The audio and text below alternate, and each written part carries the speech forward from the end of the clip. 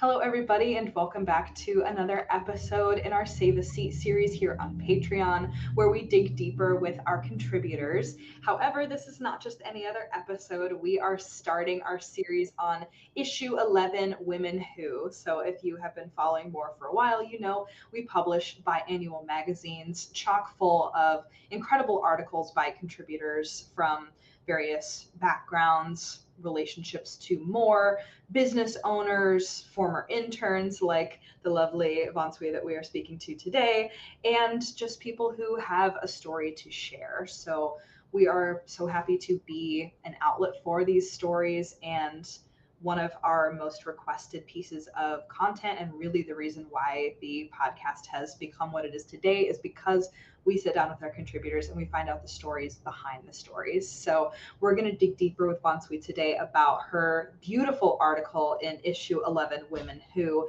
that touches on the sacrifices that her aunt made to get her family to the US so that they could pursue the lives that they always wanted to live, and some of the values and moral principles that her family has instilled in her that have made her the person she is today. So enough talking from me. Let's move it over to Von Sui, our honored guest. Thank you so much for being back with me today.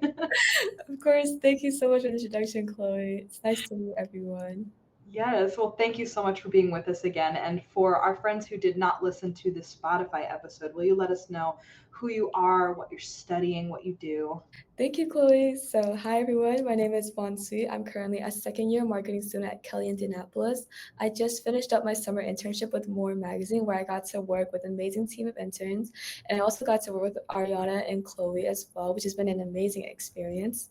Over the summer, I also competed in a pageant called Miss Myanmar USA, where I finished second runner-up. Throughout this pageant, I centered myself around Burmese advocacy, which has also carried into my journey with More Magazine now, contributing to issue 11 about Women Who, where I write about women who uplift and support their families through it all, specifically talking about my aunt. Yeah. Amazing. Sidebar before we get back into your article, do you think that you will continue your pageant work maybe on a higher echelon? Honestly, it is such a delicacy. I have had this talk with my parents before. I love pageantry. I love what it stands for. I love what it does. But then at the same time, I also worry that since I came to this country, I came here with a mission. I came here with my aunt in mind, whereas I want to advance myself into society as far as possible. I want to climb the corporate world and be able to truly give back to the ones at home who do not have that advantage. So I'm currently in the talks of like, which one do I want to pursue? Because pageantry does take a lot of work. It does take a lot of time and energy. But Right. then at the same time, wanting to give your all into your career is not just 100%, it's 110%. Yeah. So I talk with my parents about it and I love pageantry. But honestly, if I think about it, I do want to Yeah. pursue the other routes. Yeah. Totally fair. And there is a level, in marketing and business of there is a little bit of pageantry involved, the way that you present yourself and the way that you're presenting the company that you're working for. I mean, some of those still come through, and it's still excellent advocacy for you to just exist in the world as a powerful woman of color. So that alone Mhm. is still achieving some of those goals. No, that was beautifully worded. Thank you, Chloe. Of course. So let's circle back on your article because I really loved it. I feel like I'm showing my bias here, but it's only the first article. I'm sure everybody else is going to get some glowing praise, but your piece is really gorgeous, and I love the way that it touches on some of the sacrifices that your aunt made to allow your family to come here and pursue the lives that they wanted. But I'm curious, have you actually ever visited the village that your family is from? And if not, do you have plans to? So, unfortunately, as of right now, we are unable to visit my village because of the civil war going on. There's just so much hectic going on with international travel and going into the country, and then generally going out of the country would be difficult as well. So we are refraining from it.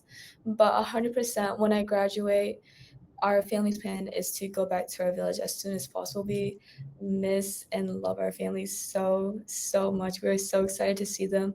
They Yeah. still clean our house for us that we have back in our village, Oh, hoping that we'll return one day. So there's just so much going on over there, so much I still want, so much I love and want to see, but I haven't been able to so far. But 100% it is on the bucket list. it's good. I mean, it's hard to, it's, it's hard to hear about, civil war, civil unrest causing, travel difficulties or even travel bans. And I'm sure it's an incredibly complicated issue that we probably can't even touch on in this time. But, hopefully you can go back and visit your family and some of that can be resolved and the borders will open back up for you guys again, because that's just that's so hard to feel like you can't go because of extraneous circumstances, I guess. Mm-hmm.